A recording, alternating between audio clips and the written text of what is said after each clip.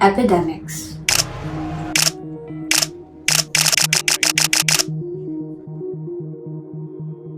Have you ever wondered how a single disease can spread so fast that it changes the course of history?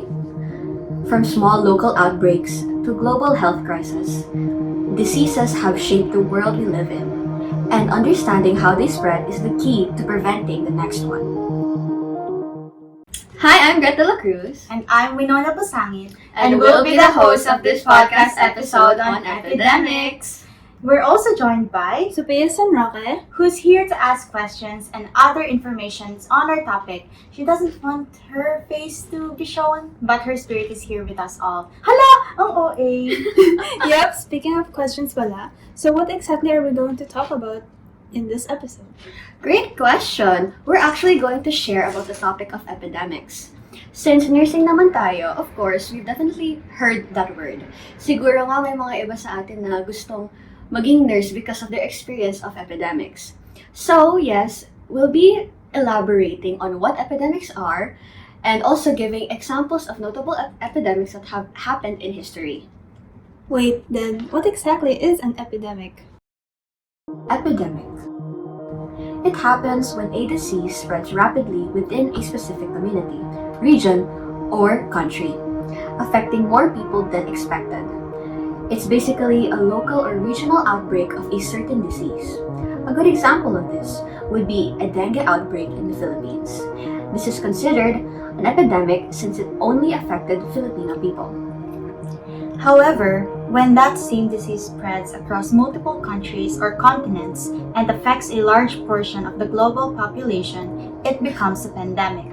Some well-known examples are the Black Plague death in the 14th century and COVID-19 in 2020. Simply put, a pandemic is a worldwide epidemic. Hold on, just to clarify, does this mean that a pandemic is like a type of epidemic? Yes, a pandemic is a special category of epidemic. It starts in one area, making it an epidemic, and as it spreads internationally, it grows into something much larger, becoming a pandemic. In fact, every pandemic begins as an epidemic, but not every epidemic becomes a pandemic. We discuss pandemics when studying epidemics because they follow the same basic patterns of disease spread, transmission, and control. Can you explain to me why learning about epidemics is so important? Well, you see, learning about epidemics is important because it helps us to understand how diseases spread and how to prevent them. This knowledge allows health workers and governments to create effective measures like vaccinations, quarantines, and hygiene campaigns. It also helps us prepare for future outbreaks, develop new treatments, and raise public awareness about prevention. Beyond health, epidemics affect economics and daily life, making this topic vital in protecting communities and strengthening our response to future health emergencies. So, as we explore epidemics, remember, understanding the past and present of disease outbreaks isn't just about history or science. It's about protecting our people and our future. At the start of the video, I remember Gret mentioning something about giving examples of the most notable epidemics. Which epidemics are we tackling exactly? We'll actually only be tackling about three major ones: the Black Plague, COVID-19, and the HIV outbreak. We'll start off muna with the Black Plague. The Black Plague. Have you ever imagined what it was like to live during a time when a single disease wiped out nearly half of Europe? The Black Plague, also known as the Black Death, was one of the deadliest pandemics in human history. It was caused by the bacterium Yersinia pestis, which infected small mammals and spread to humans through the bites of infected fleas. The disease brought high fever, chills, vomiting, and painful swollen lymph nodes called buboes, often found in the groin, armpit, or neck. The plague began in Central Asia, likely around modern-day Kyrgyzstan near Lake Issyk-Kul in the 1330s. It spread along Silk Road trade routes to Crimean Peninsula, and by 1347, it reached Europe through merchant ships docking in Sicily. From there, it swept across Italy, France, Spain, England, and beyond, devastating populations across Asia, Africa, and the Middle East. The outbreak was triggered by the spread of Yersinia pestis through fleas, living on black rats. As trade expanded, rats and fleas infested caravans and ships, spreading the infection rapidly. There were three forms of plague, namely the bubonic plague, which was spread by fleas, the pneumonic plague, which was spread through the air, and finally the septicemic plague, which is spread through the bloodstream, often fatal within a day. Between 1347 and 1351, the Black Death killed an estimated 75 to 200 million people, including about 25 million in Europe alone, wiping out nearly one-third of its population.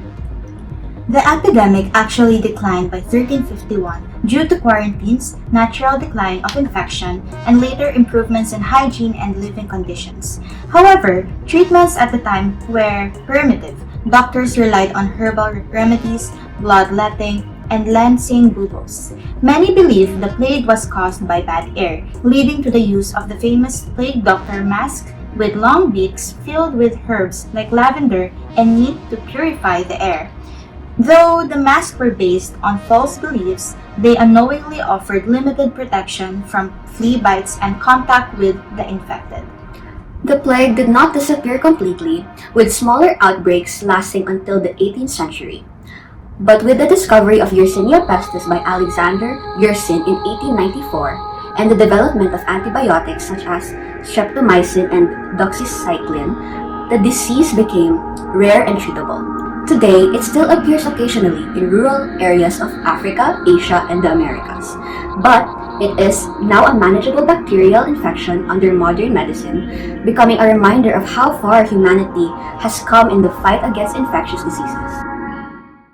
Gosh, it actually sent chills down my spine. I've heard about the Black Plague before, mostly through yung mga depictions in TV shows or games. The Black Plague Doctor is actually quite a popular character in some games.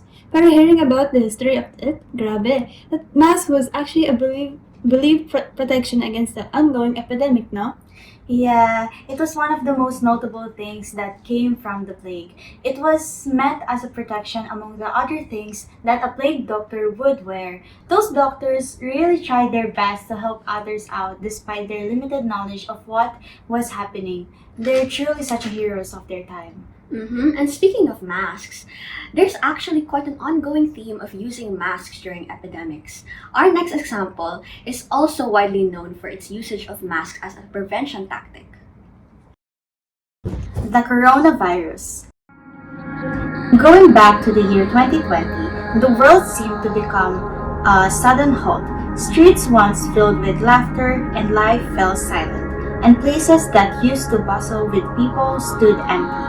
Behind closed doors, families stayed home with fading hope, wearing masks and keeping their distance from the world beyond their walls. I'm sure you've all heard of this. It's impossible that you haven't. The illness known as COVID-19 was what caused it all. It mainly attacked the respiratory system, making it hard for people to breathe. Common symptoms included fever, dry cough, loss of taste or smell, fatigue, and in severe cases, pneumonia. It spread easily through respiratory droplets when an infected person coughed, sneezed, or even talked. The disease was caused by the virus SARS-CoV-2 or Severe Acute Respiratory Syndrome coronavirus 2, which likely originated from animals, possibly bats, before spreading to humans and causing a global outbreak. It was first detected in Wuhan, China in December 2019, and by January 2020, the World Health Organization declared it a public health emergency of international concern. On March 11, 2020, it was officially characterized as a pandemic as it spread rapidly across the world, severely impacting regions like Europe and beyond. The scale of COVID-19 was staggering. Over 770 million confirmed cases and around 6.9 million deaths globally. Beyond health, the pandemic caused economic struggles, mental health issues, and major changes to daily life. To control the outbreak, countries enforced mask wearing, social distancing, isolation, and lockdowns, while scientists worked quickly to develop vaccines, which became the most effective tool in reducing severe illness and death. Early treatments focused on oxygen therapy and ventilators, while later, Treatments includes antiviral, steroids, and vaccines for prevention. By May 5, 2023, the World Health Organization declared that COVID-19 was no longer a global public health emergency, marking a shift from crisis management to long-term control. While the virus still exists, it is now being managed like other respiratory illnesses such as influenza. The focus today is on continued surveillance, vaccination, and preparedness, ensuring that the world is better equipped to handle future outbreaks.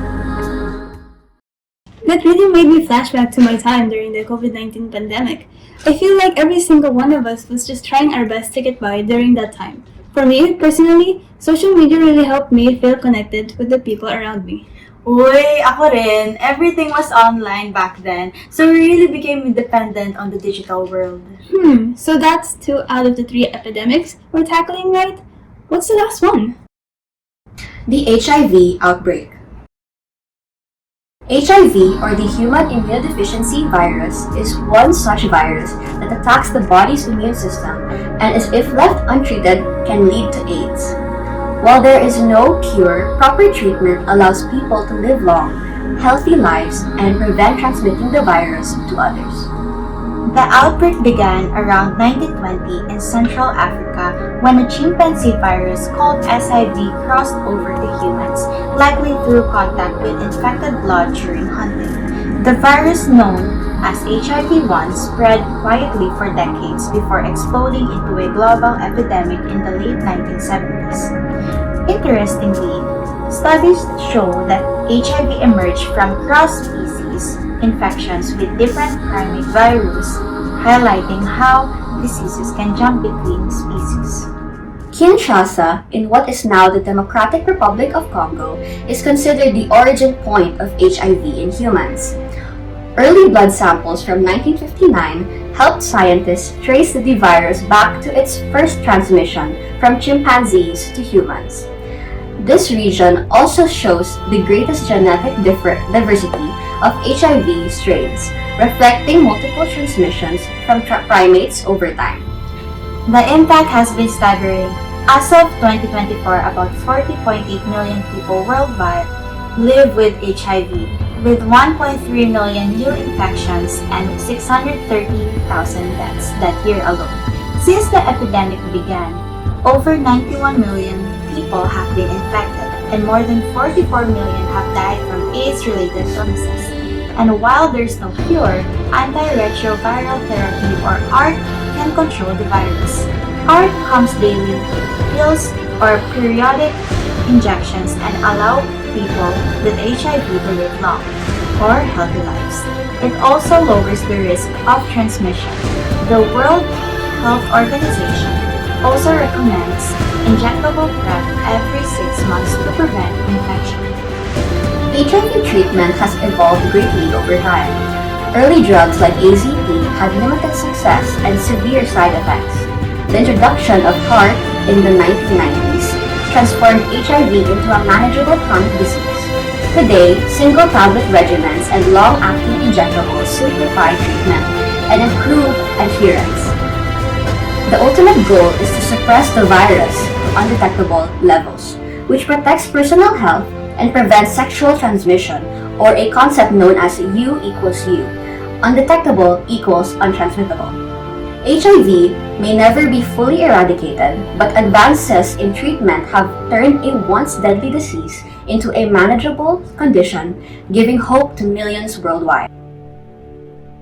Let me guess, the reason why you wanted to end with discussing the HIV outbreak is because there's an increasing number of cases of HIV in the Philippines now? Precisely. That's why it's so important to understand HIV, not just the science behind it, but also the human side. We should support those living with HIV, encourage testing and treatment, and avoid judging anyone affected by it, or by illnesses from epidemics in general. Awareness, compassion, and education are our best tools in fighting both the virus and the stigma around it. My gosh, look at the time! Parang ang dami na nating napag-usapan related to our topic on epidemics, no? Hopefully, our listeners were able to learn something from our topic today. I'm sure they did, since I certainly did learn a lot from our conversation. It truly was a pleasurable sharing our knowledge to you all, and we hope to catch you in the next podcast episode. Who knows what we'll tackle next, right? Take care. Take Bye. care, Sophia. Bye!